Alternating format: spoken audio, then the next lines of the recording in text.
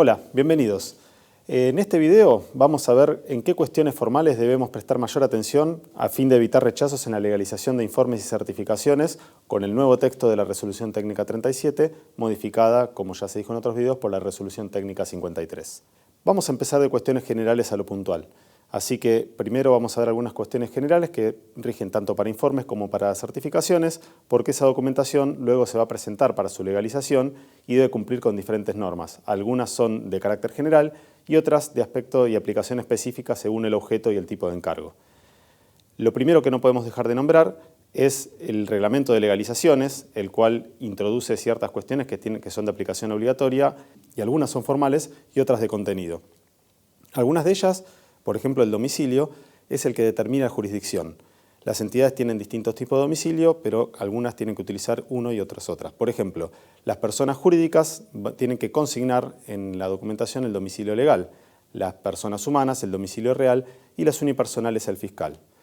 El requisito de la jurisdicción se da por cumplido para entidades extranjeras cuando su utilización sea en el país. Después tenemos otros requisitos que, por ejemplo, en el sistema de legalizaciones web tienen que cumplir la documentación. Por ejemplo, para ingresar la documentación se va a solicitar algunos datos. Esos datos se cargan y deben estar correctos ya que van a ser utilizados tanto para la identificación de la documentación como para la posterior oblea de legalizaciones que sale al final del documento. Como otro requisito, el destinatario tiene que ser consignado en carácter obligatorio para todos los casos, pero en el caso de los balances para fines generales puede obviarse este requisito. Dentro de la carga de datos, específicamente hablando de balances, tenemos lo que es la carga inicial de estados contables. Esa carga inicial, al igual que la carga de datos que recién explicamos, en este caso tiene un par de datos más, ya que identifica correctamente al balance con su cierre y demás datos, pero también los principales valores numéricos. La carga inicial de balances es necesaria tanto para legalizar en papel como web. Pero ¿dónde encontramos esta carga inicial de balances? La encontramos en la página del Consejo. En la página del Consejo vamos a herramientas profesionales, vamos a hacer clic en legalizaciones. Allí nos va a llevar a la página justamente de legalizaciones, donde haciendo clic en la sección de carga inicial de estados contables, vamos a ir de la página que nos lleva directamente al link de ingreso para cargar ya los datos y obtener la carga inicial que se puede imprimir o directamente utilizar el número para la presentación web. La presentación web es muy importante, es una herramienta que se ha desarrollado en el Consejo y que permite legalizar todo tipo de documentación, sean balances o no balances, cualquier tipo de documentación se puede legalizar en formato digital, en PDF, a través de la web. Y se encuentra con un acceso simple, como dijimos recién, en herramientas profesionales, y allí mismo tenemos el acceso al sistema de legalizaciones web que nos va a llevar a todos los ingresos para matriculados, para no matriculados, a los instructivos y toda la información necesaria.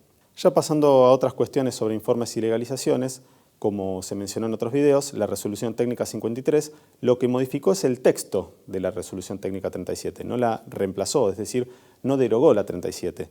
Y desde su entrada en vigencia, del 1 de septiembre de 2022, y para balances para periodos iniciados en esa fecha, tenemos que hacer correcta referencia, ¿sí?, cuando hablamos de esta normativa. En los encargos, en los informes y certificaciones, siempre tenemos un texto que, como se ve en pantalla, hace mención a que la tarea fue realizada de acuerdo a esta norma. Pero hay diferentes formas en que se puede mencionar la norma. Por ejemplo, ¿cómo se puede mencionar? Se puede mencionar como la Resolución Técnica 37, ¿sí?, adoptada por la Resolución del Consejo 46 del 2021, que es la que corresponde.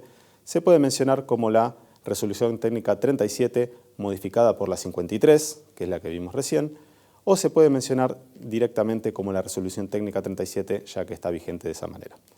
Ahora, ¿cómo no podemos mencionar la Resolución Técnica 37 cuando hacemos referencia? No podemos mencionar que es la resolución aprobada por la Resolución 60-2013, ya que esta resolución es la que aprobaba con anterioridad el primer texto de la Resolución 37, ni tampoco podemos mencionar que está de acuerdo a la Resolución Técnica 53, ya que esa normativa, como dijimos, cambia el texto, pero no la reemplaza a la anterior. Vamos a algunas cuestiones particulares en informes de auditoría de la sección 3A de la Resolución Técnica 37. En otro video vamos a ver todo lo que es la estructura del informe en forma completa. Nosotros nos vamos a detener en 2 o 3 puntos nada más que hacen a errores más comunes en el momento de legalizar un informe, así que a prestar especial atención en estos temas. Como ya sabemos, cada sección debe tener un título correspondiente, por lo tanto comenzamos con el título, luego tenemos los datos de la entidad completos, uno de los principales cambios, el tema de la opinión, que incluye el apartado introductorio, la identificación de los estados contables y la opinión, que esta opinión puede ser limpia o no modificada, o la opinión con salvedades, la opinión adversa o incluso la abstención de opinión. Luego tenemos los fundamentos de la opinión, que va siempre, incluso cuando la opinión es no modificada. Estos párrafos sí o sí van siempre. Y luego tenemos párrafos conocidos y párrafos nuevos, algunos obligatorios y otros optativos o según el caso, como el de empresa en funcionamiento, otra información, las responsabilidades tanto de la dirección como del contador público, que aquí hay un pequeño cambio en la normativa, ya que puede ir en el cuerpo del informe la responsabilidad del contador o en un anexo. Y si bien la normativa habla de que puede estar incluido un link, todavía no están dadas las condiciones para que esto se dé. En otras responsabilidades de información es otro párrafo que se agrega. Luego tenemos los párrafos conocidos de énfasis y otras cuestiones. Y por último tenemos lugar y fecha de emisión y la identificación y firma del contador público. Es muy importante los elementos que no pueden faltar en la hora de presentar un balance, pero nos vamos a detener específicamente en dos de estos párrafos, que son el de énfasis y el de otras cuestiones. El de énfasis específicamente se utiliza para que el contador haga hincapié en cuestiones que están reveladas en el balance, en los estados contables, en las notas, en los anexos, ¿sí? Simplemente lo que hace es llamar la atención sobre cuestiones que están expuestas. En ninguno de estos casos, ni en énfasis ni en otras cuestiones, modifica la opinión, ¿sí? El párrafo de otras cuestiones es para justamente cuestiones pero que no están reveladas en el juego de estados contables ni en sus notas, cuadros y anexos. Pero tampoco se pueden incluir allí cuestiones que deberían haber sido reveladas, sino tendría que ser una opinión modificada por no presentar la información correspondiente. Esas otras cuestiones son llamados de atención del contador, del auditor, por cuestiones que le parecen relevantes, pero que no necesariamente tienen que estar reveladas en el balance. Siguiendo con las cuestiones que influyen en el informe del auditor, como vimos estas otras cuestiones y los de énfasis, si bien el informe tiene esta estructura, hay cuestiones del anexo que pueden, o sea, el anexo en este caso es el balance en sí completo, que pueden influir en cómo se desarrolla el informe. Por ejemplo, si en un balance no concuerdan un estado con otro estado, podemos citar si tenemos el estado de evolución del patrimonio neto, los totales en ese estado tienen que coincidir con el total de patrimonio neto en el estado de situación patrimonial, ahí tenemos un error o una no concordancia. Lo mismo en el caso de la no concordancia entre saldos del mismo concepto, pero que en el final de un periodo no coincide con el inicio del siguiente. Sabemos que esa concordancia tiene que estar. A veces un simple error de tipeo hace que esto no coincida. Luego tenemos como ejemplo la falta de comparativos, sea de un solo estado o de los 4 o de todos, no importa cuántos, ya eso es una cuestión que no está de acuerdo a norma. Lo mismo que la falta de información en notas, por ejemplo, cuando no se expone adecuadamente los movimientos en el patrimonio neto, sea el área, sean las distribuciones de dividendos, etcétera, como casos.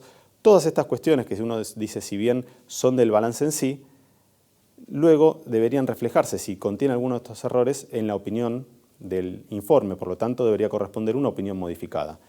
E incluso podría haber casos como cuando se apartan de las normas contables. Un ejemplo claro sería si se presenta un informe en moneda histórica, en época como la actual, que tenemos ajuste por inflación, ahí hasta podría meritar una opinión adversa. Así que las cuestiones que hacen al balance que se presenta influyen notoriamente en la opinión, ¿sí? Por eso hay que prestar especial atención a la información expuesta, como dijimos, los párrafos correspondientes que tenemos para hacerlo y para revelar esto, y a la opinión. Con esto vamos finalizando este video y le queremos dejar dos espacios de consulta. Para las cuestiones específicas de legalizaciones lo pueden hacer directamente al mail del sector, que es legalizaciones@consejocava.org.ar, y como siempre tienen disponible el servicio de asesoramiento donde están los asesores técnicos de las diversas áreas, y el mail correspondiente es asesoramiento@consejocava.org.ar. Bueno, hasta aquí llegamos con este video. Muchas gracias y los esperamos a todos en el siguiente video.